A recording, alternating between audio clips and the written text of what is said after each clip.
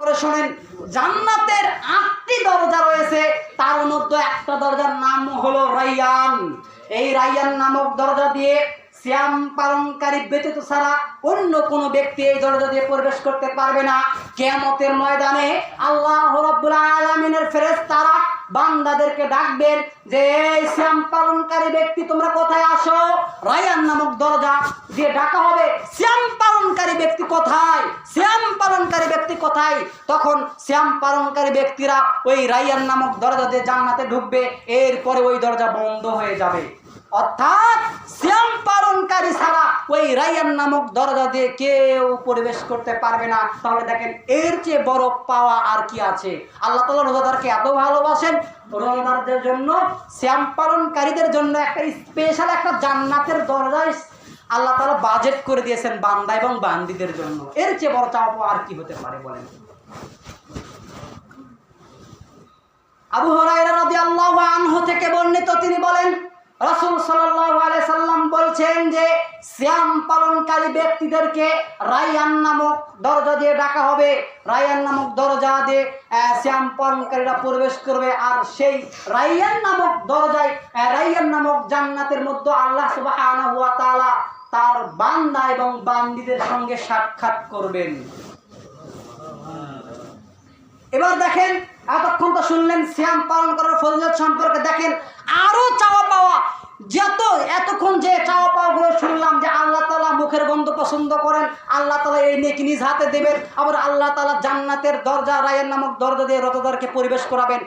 এবার দেখেন আর একটা ভিন্ন রকমের আপনার ফজিলত সিয়াম পালন করার। দেখেন আবু সাঈদ খুদরি রাদিয়াল্লাহু আনহু থেকে বর্ণিত, তিনি বলেন কেউ যদি আল্লাহকে সন্তুষ্ট করার জন্য একদিন সিয়াম পালন করে, কেউ যদি আল্লাহর জন্য একদিন সিয়াম পালন করেন, রাসূল সাল্লাল্লাহু আলাইহি ওয়াসাল্লাম বলছেন জাহান্নাম তার নিকট হতে 70 বছরের রাস্তা দূরে সরে যাবে।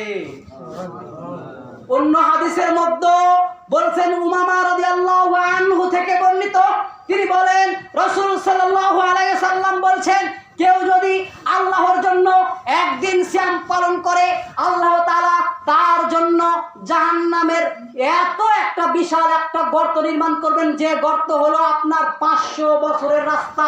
অর্থাৎ জাহান্নাম তার নিকট থেকে 500 বছর দূরে সরে যাচ্ছে। এই হাদিস দ্বারা বোঝা যাচ্ছে। আরেক হাদিস দ্বারা বোঝা যায় ওমর ইবনে আবসা রাদিয়াল্লাহু আনহু থেকে বর্ণিত, তিনি বলেন রাসূল সাল্লাল্লাহু আলাইহি ওয়াসাল্লাম বলছেন কেউ যদি আল্লাহকে রাজি খুশি করার জন্য একটা সিয়াম পালন করে, জাহান্নাম তার নিকট হতে 100 বছরের রাস্তা দূরে সরে যাচ্ছে।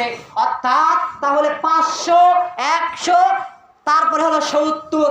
সবগুলো হাদিস সহিহ বুখারী, মুসলিম, বাংলা মিশকাত, তিরমিজি, আবু দাউদ, নাসাই, একদম সহিহ সনদে জলজল করতেছে হাদিসগুলো। আরবি বলার সময় নাই, এই জন্য বলি না। তো তারপরে মনে করেন তাহলে 670 বছরের রাস্তা যদি জাহান্নাম আমাদের নিকট থেকে সরে যায়, তাহলে এর চেয়ে বড় পাওনা আর কি হতে পারে আপনি আমাকে বলেন। তাহলে আমরা প্রথম দেখলাম যে সিয়াম পালনকারীর নেকি আল্লাহ তাআলা নিজ হাতে দিচ্ছেন। এরপরে দেখলাম সিয়াম পালন করার মুখের দুর্গন্ধ, পালনকারীর মুখের দুর্গন্ধ আল্লাহর কাছে পছন্দনীয়, প্রিয়। এরপরে সিয়াম পালনকারী ব্যক্তিদের জন্য জান্নাতুর রায়্যান আছে। এরপরে জাহান্নাম সরে যাচ্ছে আপনার 670 বছরের পথ। আপনার কেউ তো গ্যারান্টি দিতে পারবে না যে আমার হায়াত 100 বছর, কেউ তো বলতে পারবে না যে আমার হায়াত 50 বছর। তাহলে সম্মানিত উপস্থিতি, আপনার আমার নিকট থেকে যদি জাহান্নাম 670 বছর রাস্তা দূরে সরে যায়, তাহলে এর চেয়ে বড় চাওয়া পাওয়া আর কিছু হতে পারে না। সম্মানিত উপস্থিতি, ওমর ইবনে আস রাদিয়াল্লাহু আনহু থেকে বর্ণিত, তিনি বলেন রাসূল